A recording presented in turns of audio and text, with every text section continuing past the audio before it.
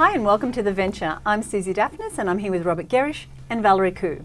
Today we're going to look at how small businesses can best market themselves. Valerie. Yes, Suzi. You work with a lot of small business owners. You are a small business. Tell us some of the effective ways to market. I think one of the key things people need to do is actually plot out a marketing calendar. Sometimes we can be really reactive. We think, oh no, we need to get more, sales of this, or we need to put focus on this, but actually you need to be a bit more strategic. So think about each month by month or 2-week block or whatever it is, and work out what you want to focus on then, and make sure all of your marketing actually reflects what you're focusing on, so that you don't have 10 different disparate messages reaching people and people can get confused. Let them focus on one thing at a time as well. So a marketing calendar is really important. I so agree with that. I mean, I think we often talk about binge marketing as being a way that typically businesses behave, which is they don't do any marketing because they're too busy working in their business, and then the phone stops ringing or the email stops pinging and suddenly they do a whole lot of marketing. That's when ill-considered marketing happens and emails get sent out and 8-megabyte PDFs and all that. It's ridiculous. It's binge marketing and it's not what we should be doing. Exactly what Valerie said is right, I think. It needs to be consistent, needs to be regular. Sowing seeds every day is the way that we should be approaching it. And I agree. I think consistency is the main thing. I know a lot of businesses have spurts. It's like, I need money in the door now, therefore I'm going to market. And then you bring in some sales and then you go, oh, that's right, I need to market. Yeah. And yet having a calendar and knowing that every month or second month or whatever it is that you can manage or that's important will guide what we do. And I know for us, it's usually thematic. Like this month we might be focused on this project or that area of the business. Yep. But getting it down also rallies the team together to focus. And there's so many tools available now for marketing, but I think something like a calendar and consistency and not binge marketing is probably even more important. The other thing I think is a lot of businesses still don't know actually what it is they're trying to market or who they're trying to market to. Obviously there's another couple of episodes all by themselves, but so many businesses I think still are not clear on who's my ideal customer, who's my ideal client, how do I get in front of those people. So too often marketing is this kind of response to a slowdown in business. And it's not done with enough consideration. So we've got to know who we're trying to talk to and what do we want to say to them.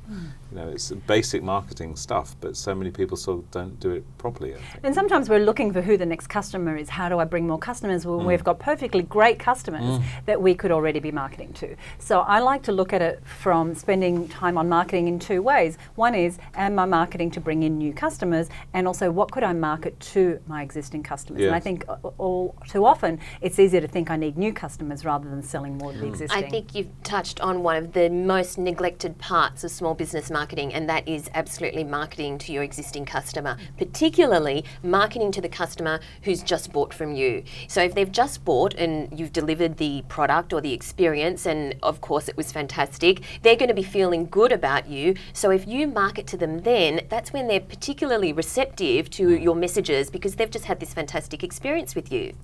One of the experiences that I've had with small businesses is they find it a little hard to differentiate themselves. And yet, I think it's still really important that you find what is unique about your business when you're marketing. Oh, look, I agree. I think having your USP and being clear what that is vital for business, but so many businesses struggle to find out what makes them unique, or they think what makes them unique actually isn't unique at all. Whereas often the best way is just to ask the people around you, ask your customers. It'll tell you what makes you different. And sometimes it's not necessarily specific about your service or your product, but it may be about the person behind the business, your unique style, the way you communicate, the way you present yourself. But the best way, I think, is ask the people around you to help you get to that USP. We should ask our customers more than we do, I think. And once you get that USP and you define your niche, it's just so much easier for you to market. Everything comes to you a lot easier because you know that you're speaking to a particular customer, you know you're offering a particular service, and so you can shape all of your marketing particularly to that USP. And I think once you've identified what it is that is unique and you put that across everything, your emails, your website, your all your literature, the way you answer the phone, you can have that consistency that adds to that uniqueness because it permeates everything that you do. There are some missed opportunities right now where small businesses aren't taking advantage of perhaps some of the great new tools that are available to them. Valerie, I know there's one that you particularly think is a wonderful opportunity.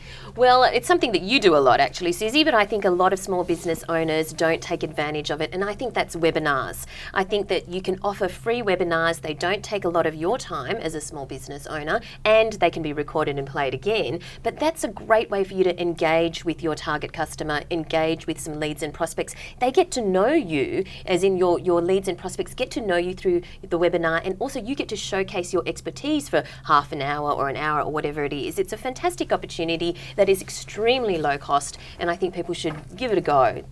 Anything you're seeing? Yeah, well, I would say mine is not surprisingly much more old-fashioned. The thing that I think that a lot of businesses still do not attach enough importance to is the value of word of mouth.